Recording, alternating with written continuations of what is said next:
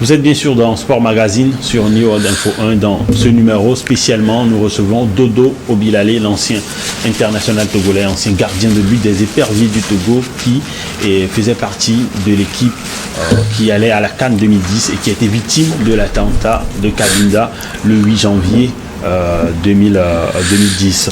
Alors, aujourd'hui, 15 ans après, comment sentez-vous physiquement, comment ressentez-vous ces effets de cette tragédie? Des fois, je peux dire que des fois ça va, des fois ça va pas, parce que même si tu essayes d'aller mieux, tes cicatrices te rappellent toujours que voilà, il s'est passé quelque chose. Et comme tous les jours, moi je prends des antidouleurs. Ça fait 15 ans, donc voilà, et j'essaye de faire avec, quoi. J'essaye de vivre. Vous prenez des antidouleurs? Oui, tous les jours. Il n'y a pas un seul jour. Je prends des antidouleurs et voilà, et c'est pas évident. Moi, j'aime pas trop me plaindre ou parler de ça, parce que il y en a des gens, ils vont pas comprendre, ils vont le prendre dans la victimisation à chaque fois, et moi ça me dérange parce que ils savent pas ce que c'est que se faire opérer plus de 11 fois et puis voir ou attendre le trajet de sa dissection, des trucs comme ça. Donc du coup voilà, c'est pour ça des fois moi je zappe, quoi. Ça vaut pas la peine, c'est difficile, et moi seul je sais que c'est difficile, même s'il y a des gens, ils ont d'autres regards, c'est leur regard, je les laisse. Kodjovi Obilale, en destin foudroyé dans alors je lis encore ici, un footballeur dans l'enfer du terrorisme. Alors on va parler un peu de votre combat psychologique, parce que vous en parlez également dans ce livre. Comment avez-vous surmonté ce traumatisme psychologiquement après l'attentat? J'avoue que j'ai une chance aussi, c'est que j'arrive vite à banaliser les choses. Et je ne sais pas si c'est une force ou un défaut, parce que je me suis dit c'est fait, c'est bon. Et tu vas plus jouer toute ta vie, tu vas galérer.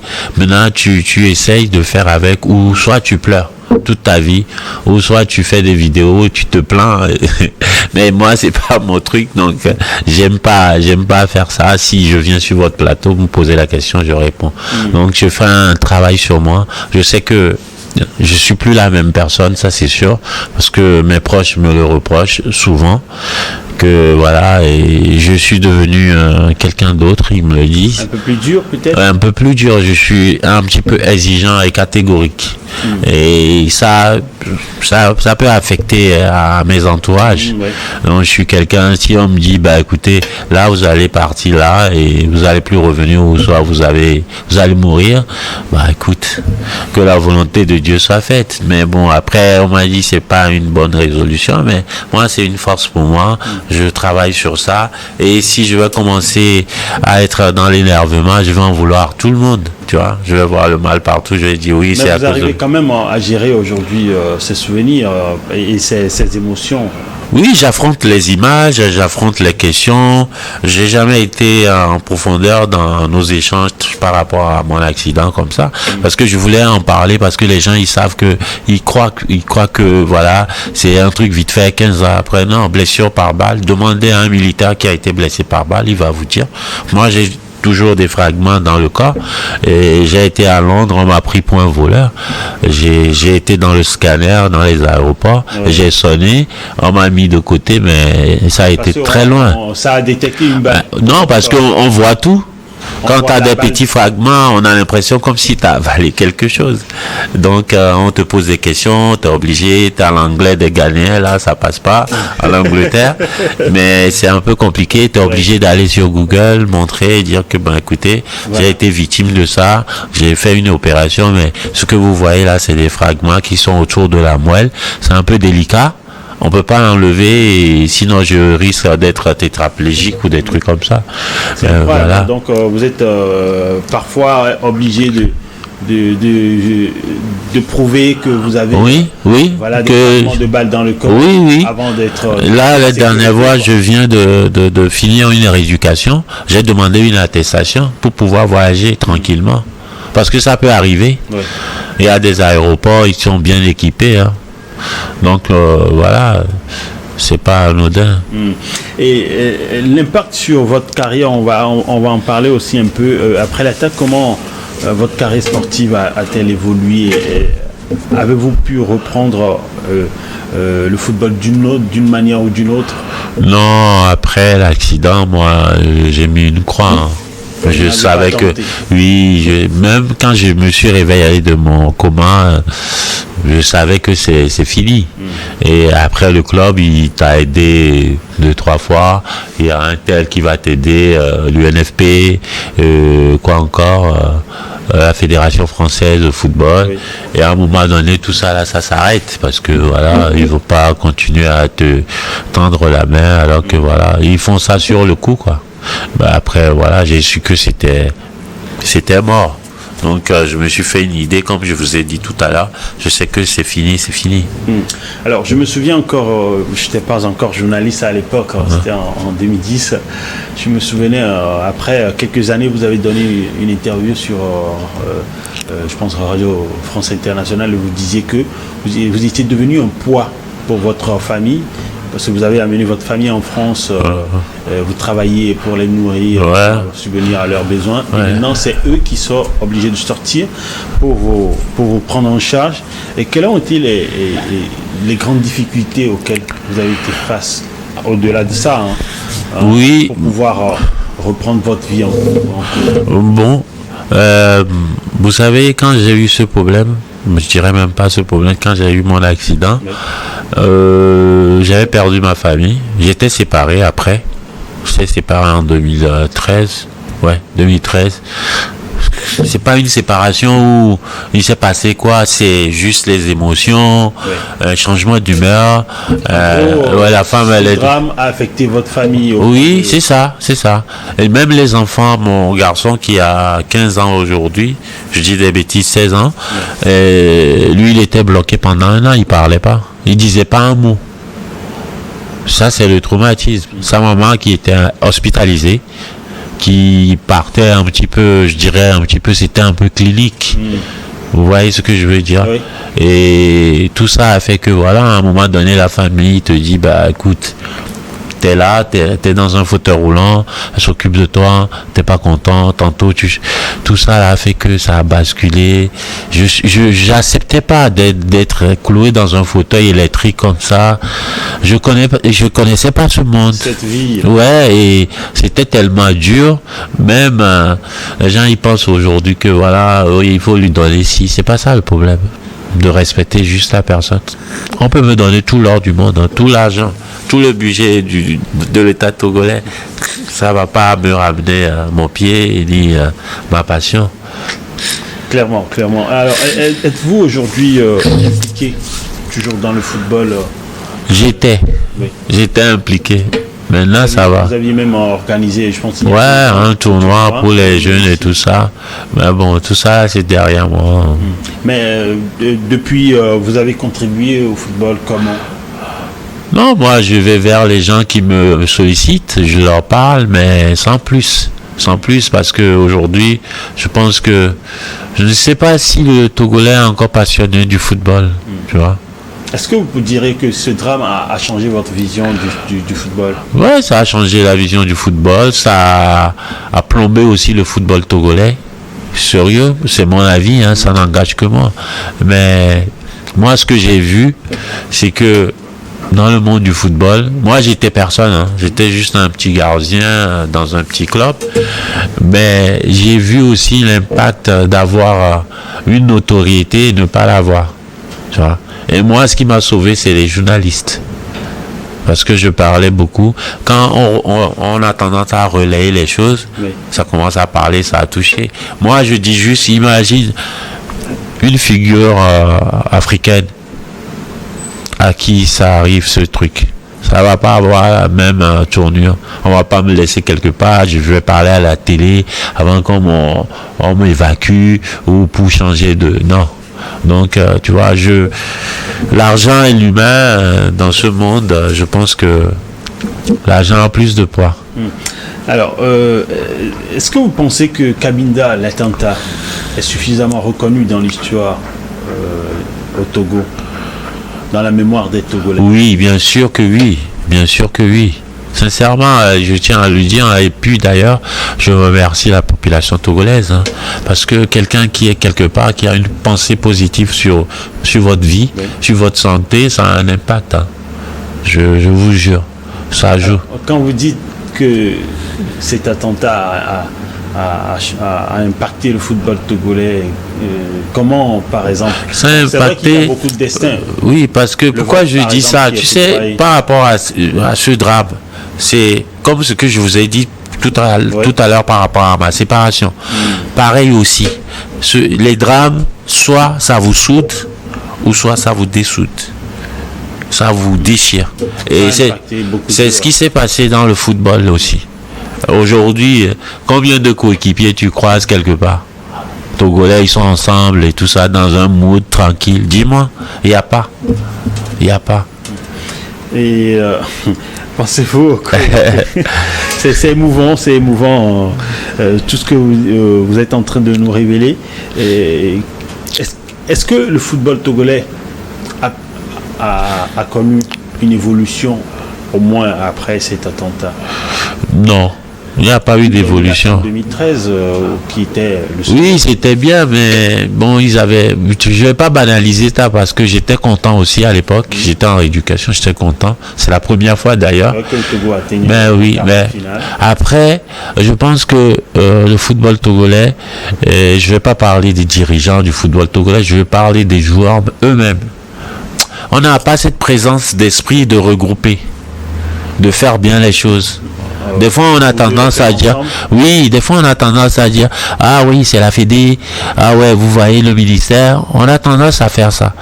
Il faut qu'on commence par nous-mêmes.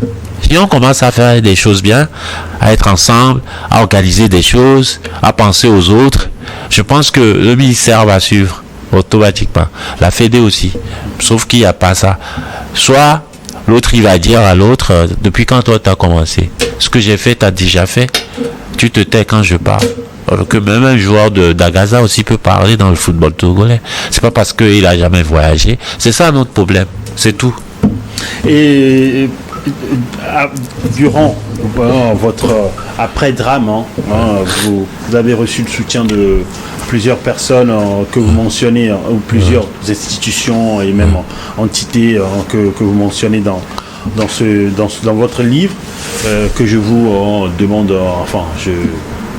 vous voulez que je lise? Non, nos chers téléspectateurs et les fans sur les réseaux sociaux, vous pouvez aller le chercher. Et on pourrait le retrouver où? À la FNAC et sur Amazon. Sur Amazon, ok. Kodjovi Obilale, vous tapez cela, donc un destin foudroyé. Alors vous remerciez beaucoup de personnes ici, dans votre, comme vous le dites ici, votre généreux Emmanuel Adebayor et Samuel Eto'o, ou encore le président togolais Fornia Singbe et d'autres personnes encore. Comment est-ce qu'ils vous ont aidé financièrement? Oui, moi j'ai parlé du chef de l'État, la première personnalité du Togo, parce que il avait fait, je dirais même pas d'effort, mais un truc de père, tu vois, parce que à l'époque, ce qui s'est passé, c'est que le temps de voir avec, parce que le mécanisme, c'est quoi? La Fédé envoie une lettre au ministère. Le ministère envoie au ministère des Finances. Donc ça va faire tout ce détour avant qu'on envoie l'argent pour t'évacuer. Il a accéléré le processus. Ouais, il a accéléré le processus. Il a fait personnellement. Donc moi je trouve que c'est un geste à féliciter. Et voilà. Et peu importe ce que les gens y pensent, moi quelqu'un qui me sauve la vie, je suis reconnaissant. Donc pour ce qui concerne les autres, j'ai parlé d'Emmanuel et Chéhi, je pense qu'il n'était pas au courant ou pas, parce que il y avait eu des reproches, mais bon, ça c'est pas grave. Moi, je sais ce qu'il avait fait. À l'époque, il avait envoyé, mon ex, il avait envoyé un billet d'avion, il est venu me rejoindre. Ça, c'est pour ça que j'ai mis ça dans le livre.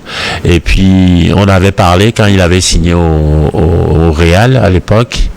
Et puis voilà, il m'avait dit aussi qu'il va voir avec son argent de joueur, ils vont m'envoyer un virement dont je veux pas dire par respect.